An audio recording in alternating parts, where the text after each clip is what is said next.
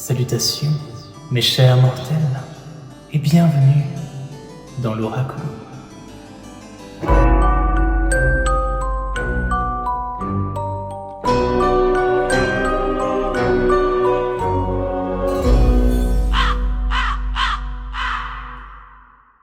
Bienvenue à toutes et à tous sur mon nouveau décor pour la guidance d'octobre et novembre. Alors comme tu as pu le voir dans le titre, c'est une guidance assez particulière ce mois-ci, étant donné que ce ne sera pas une guidance mensuelle mais plutôt bimensuelle. Pourquoi ? Eh bien pour la simple et bonne raison qu'à la fin du mois d'octobre, je déménage, enfin. Donc nouveau logement, beaucoup de cartons aussi à préparer, voilà, ça va être une vraie organisation, ce qui fait que je n'aurai pas vraiment le temps à la fin du mois d'octobre pour sortir les guidances, vu que c'est le type de vidéo qui me prend le plus de temps. Mais pas d'inquiétude, on va rester quand même sur quelque chose de cohérent. Là, comme tu peux le voir sur mon décor, on est clairement dans l'ambiance de la fin du mois d'octobre, début novembre, l'ambiance Halloween, ou Samhain, hein, c'est comme tu veux. C'est une ambiance que personnellement j'adore, et ces superbes dos de cartes appartiennent au Darkwood Tarot, un jeu que j'attendais depuis tellement longtemps, un jeu entièrement en anglais que je n'ai encore jamais présenté sur la chaîne, et donc j'ai préféré attendre cette période particulière de l'année pour vous le montrer, parce que tu verras qu'on est parfaitement dans le thème. On finira également avec une carte de la lunologie pour le mot de la fin. De toute façon je t'expliquerai le cheminement qui sera légèrement différent d'habitude, tu verras il y aura un peu moins de cartes, mais pas d'inquiétude, on reste quand même sur la même chose, mais un peu plus simplifié. Et dernier point, à la fin de chacune des guidances, tu y trouveras une petite surprise, alors reste bien jusqu'à la fin. C'est à nous les Capricornes avec votre guidance d'octobre-novembre. Donc là je vais vous tirer 5 cartes, je vais t'expliquer chaque carte à chaque fois. La première ce sera les énergies principales, générales de cette période d'octobre-novembre, donc qui traduit un petit peu le début de l'automne. Donc là c'est un axe sur lequel on va partir et ça va colorer un peu le reste du tirage, donc c'est ni négatif ni positif, on va voir ce que ça va nous donner, mais en tout cas voilà, ce sont les énergies principales. Ensuite nous allons voir les aspects positifs de ton mois, les réussites, les succès, les victoires, les accomplissements de ton mois. En plus je dis ça, mais c'est octobre-novembre, hop, ici. Ensuite, nous allons partir de l'autre côté avec les aspects négatifs, les défis, les contraintes, les blocages, les obstacles, toutes les choses négatives sur octobre et novembre. On enchaîne maintenant avec l'aspect social, la famille, les amis, les amours, les collègues, ton rapport en fait avec les autres. Et on finit, enfin presque, je vais t'expliquer après, avec l'aspect professionnel, le travail, l'argent, le projet, le plan de carrière, tout ça. Hop. On terminera ensuite du coup avec l'oracle de la lunologie pour le mot de la fin, qui sera du coup ta 6e et ultime carte. Très bien, alors... pour les énergies principales de cette période début d'automne, nous avons le valet de coupe. Alors le valet de coupe, c'est une carte qui va te dire fais-toi plaisir. Ne pense plus vraiment en fait aux besoins des autres. Peut-être que tu as suffisamment pensé aux autres ces derniers temps, tu les as peut-être mis avant c'est-à-dire que les besoins des autres, tu les as très certainement mis avant tes propres besoins. Et là en octobre-novembre, il est temps de penser à toi et de te faire plaisir. C'est aussi une très très forte carte d'intuition, c'est savoir écouter son intuition, écouter cette petite voix en fait dans ta tête qui te dit d'aller dans telle ou telle direction, ou justement d'éviter telle ou telle personne ou telle situation, afin justement d'aller un petit peu plus vers ce que tu désires véritablement. C'est une invitation à t'écouter, à écouter ton cœur, à écouter tes besoins et d'appliquer en fonction. C'est pas grave de temps en temps d'être un peu égoïste en fait en soi, parce que là on parle même plus d'égoïsme, c'est juste penser à soi de temps en temps, il le faut, c'est important. C'est un encouragement et ça fait partie du coup vraiment des énergies principales de cette période. Donc en octobre et novembre, on pense à soi et on met ses propres besoins en avant pour une fois. On va voir du coup les aspects positifs de cette période-là, les succès, les réussites, les victoires. Et nous avons le magicien, donc premier arcane majeur pour l'instant.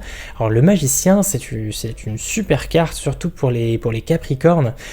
C'est un peu la carte couteau suisse. C'est te dire que tu as un panel extraordinaire de compétences, de capacités, de possibilités, et c'est à toi maintenant de choisir quel outil serait le plus adapté à telle situation. Mais au moins, c'est une confirmation que sur octobre et novembre, tu ne manqueras pas de moyens. Tu auras toutes les clés en main pour réussir. Tu seras comme un magicien doté de magie, en fait, en quelque sorte, ce qui te permettra d'obtenir quasiment tout ce que tu veux.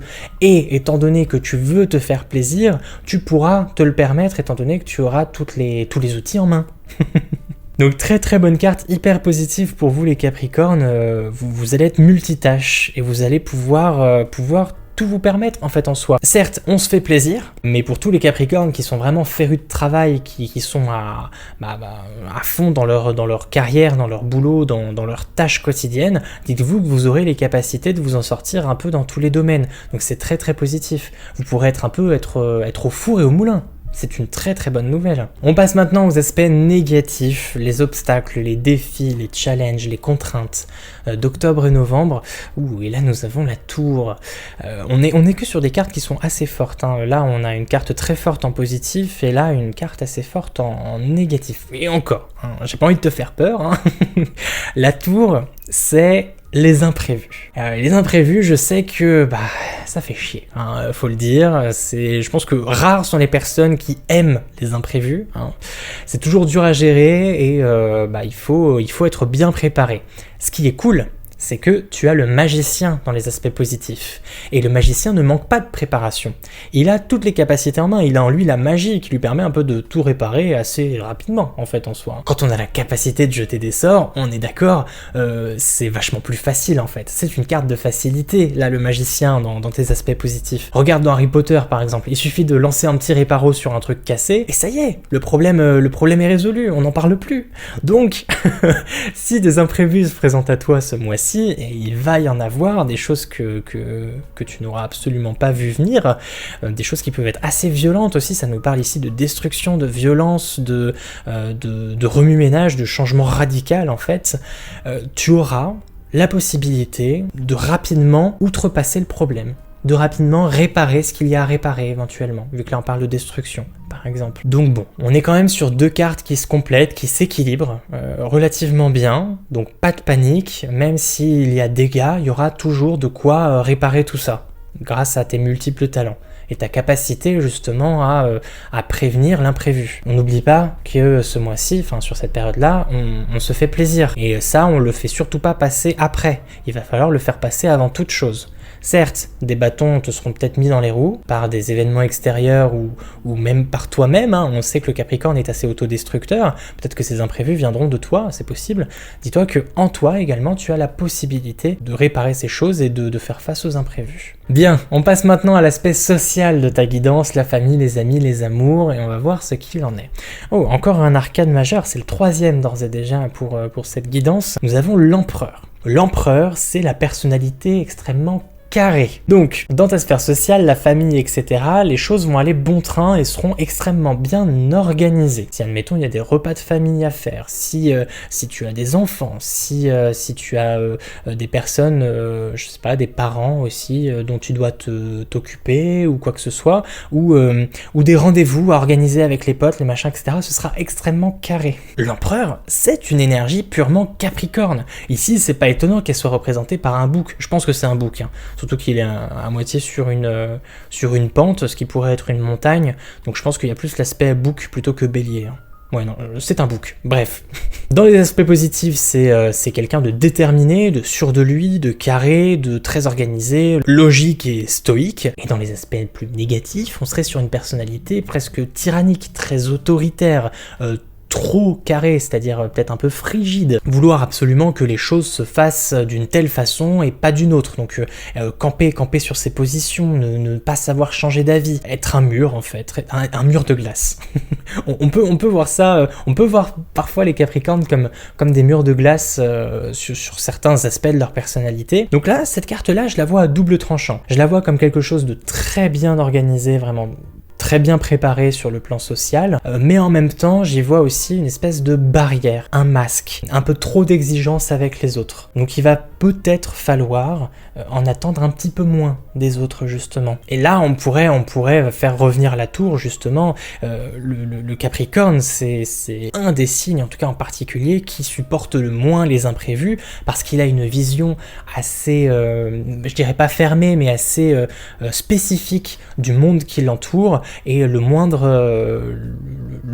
petit écart, ça le met hors de lui, en fait, ça le fait perdre tout contrôle, et c'est un signe qui aime le contrôle. L'empereur, c'est une carte de contrôle. Donc voilà, moi j'y vois ici une invitation peut-être à se détendre, hein, à lâcher un peu du lest, hein, à lâcher un peu de la tension et de la pression sur les autres, en tout cas, tolérer un petit peu plus l'erreur. À la rigueur, hein, on essaie de pas perdre de vue l'objectif principal, les autres, on les laisse un petit peu de côté, c'est pas grave, on se concentre plus sur ses propres désirs, sur ses propres envies, sans pour autant vouloir formater et conditionner les autres pour que ça respecte ses envies personnelles, justement, hein. On reste quand même tolérant face à ça. On termine, enfin presque, avec du coup la carte de la carrière, du professionnel, des projets, de l'argent, du projet de vie, bref, tout ça. Et nous arrivons du coup sur un 8 de coupe. Alors le 8 de coupe, c'est la carte... Comment traduire ça de manière simple ? C'est le fait de s'éloigner de quelque chose qui jusqu'à maintenant nous paraissait être essentiel, être justement ce que l'on avait l'impression... Oula, je m'y reprends. Le 8 de coupe, c'est ce qu'on croyait jusqu'à présent être ce dont on avait le plus besoin. C'est-à-dire que souvent on la voit représentée par une personne assise devant 8 coupes dorées, flamboyantes, magnifiques, mais au final on a vraiment l'impression que cette personne n'est pas heureuse avec ces 8 coupes. Certes, c'est peut-être quelque chose qu'elle a eu du mal à obtenir, qu'elle a mis peut-être des années à avoir, c'est quelque chose qu'elle désirait ardemment depuis toujours, mais aujourd'hui, maintenant qu'elle possède ces 8 coupes, elle se sent un petit peu frustrée parce qu'elle a l'impression que ça ne suffit plus. Voilà, c'est ça en fait cette carte-là. C'est tu as quelque chose, et là c'est sur le plan de la carrière, du travail, etc. Tu es dans une situation, tu es dans un travail, dans un job, tu as un projet actuellement, mais ça ne te suffit plus. Tu as besoin de mettre la barre plus haut. Tu as besoin de plus de challenge. Et on sait que les Capricornes, sur le plan du travail en plus, ont besoin d'être challengés, je sais même pas si ça se dit, constamment en fait. Ils ont besoin de défis. Tout le temps, ils ont besoin de toujours se surpasser. Et c'est tout à leur honneur. Moi, je suis ascendant Capricorne, je le comprends, hein, ce truc-là. Du coup, très souvent sur ces cartes-là, et là on voit que c'est plus ou moins représenté, on voit un chemin au loin qui traverse des montagnes. Bon, là on voit des pics en fait au loin. Et justement, cette montagne, ces pics, c'est le challenge qui t'attend. C'est cette suite du parcours, cette suite logique. Donc il est temps aujourd'hui de tourner le dos à ces 8 coupes que tu as toujours rêvé d'avoir et que tu possèdes aujourd'hui mais qui ne te suffisent plus, afin de te diriger vers un chemin un peu plus sinueux, un peu plus dangereux et risqué, mais au moins ça va permettre de t'épanouir encore plus. Parce que là, tu es dans un sentiment de frustration sur le plan de la carrière, du travail, du projet. Et ça sert à rien de rester comme tu es là, il faut avancer en fait. Donc on avance, on laisse les choses de côté. Ça peut parler ici de sacrifice, d'abandonner aussi une idée, un projet, quelque chose qui au final ne te mène à rien ou ne te suffit plus, comme je le disais tout à l'heure. Donc on continue d'aller mettre des barreaux à cette échelle et on va monter encore plus haut. Le Capricorne est très ambitieux et veut toujours monter, hein. C'est ce bouc-là qui veut atteindre toujours plus de sommets, mais qui en même temps se tire vers le fond avec ce côté poisson. Donc c'est l'autodévalorisation, l'autodestruction aussi. Donc bon, là on vise plus haut, hein, les Capricornes. On continue le chemin, parce que le chemin est encore long. Surtout qu'en plus, tu as toutes les capacités là, tu as toutes les clés en main, tu peux y arriver. Donc vas-y, fonce. Voilà pour les cartes principales.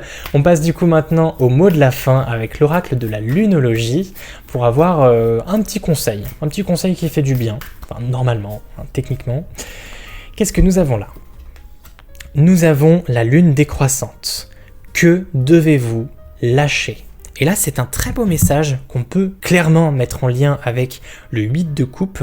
Qu'est-ce que tu es prêt en fait à lâcher? Qu'est-ce que tu es prêt à sacrifier pour pouvoir aller de l'avant? Quel boulet tu es prêt à te défaire de la cheville pour pouvoir continuer vers le chemin qui est le tien afin d'atteindre encore plus de sommets? Peut-être qu'aujourd'hui, quelque chose t'empêche d'avancer.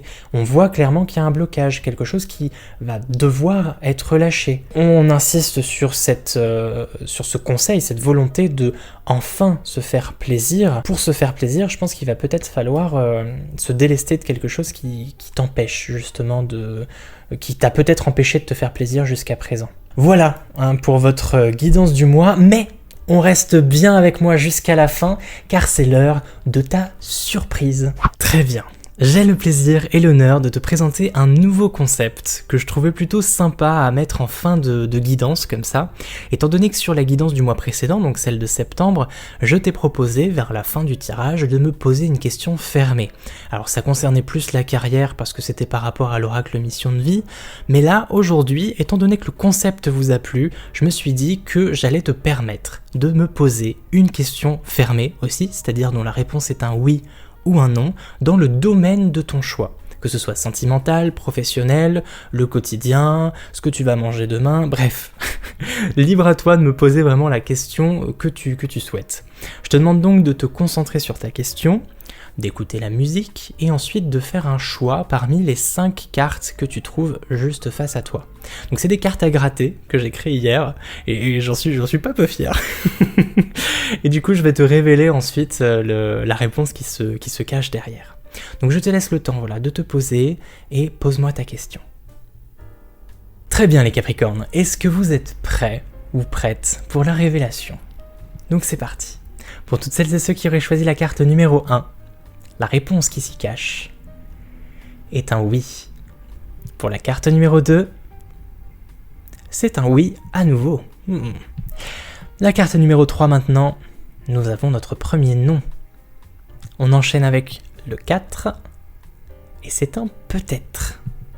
Finalement, on termine avec la 5, qui est à nouveau un non. Voilà les Capricornes pour votre guidance d'octobre-novembre. On se retrouve relativement vite sur la chaîne, même si je vais être pas mal occupé les prochaines semaines. Dans tous les cas, portez-vous bien, et nous on se dit à plus. Psst, c'est encore moi. Ouais, je sais. Mais je tenais juste à te dire que si t'as besoin d'un peu plus de précision sur ton mois, tu peux aller voir la guidance de ton signe lunaire et de ton ascendant. Tout est là, je veux pas te faire un dessin, t'as qu'à cliquer sur ce qui vient d'apparaître à l'écran. Et si t'as envie de discuter, comme ça, je t'invite à venir me suivre sur Instagram, mon pseudo s'affiche juste en bas. Et voilà, sur ce, porte-toi bien, et on se dit à plus.